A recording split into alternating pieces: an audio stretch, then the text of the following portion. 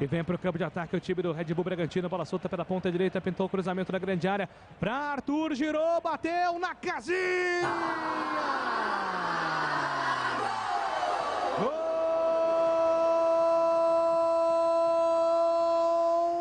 Johan! O Bragantino, o levantamento na ponta direita, a bola jogada na grande área do time do Guarani. O Johan virou o corpo, conseguiu ajeitar a batida, mandou um canudo de perna esquerda na canhota, sem chance para Maurício Koslinski defender. Aos 32 minutos do segundo tempo, o Red Bull Bragantino abre o placar. Vai pra casinha, gol do Toro Louco, explodindo da torcida em Bragança Paulista. Red Bull Bragantino na frente, 1-0 pra cima do Guarani. O detalhe do gol é seu, Marcos Luiz. Não dá pra deixar o garoto Matheus Ludic no mano com o jogador de habilidade que tem o Johan. Né? Cadê o zagueiro? Cadê o Derlan?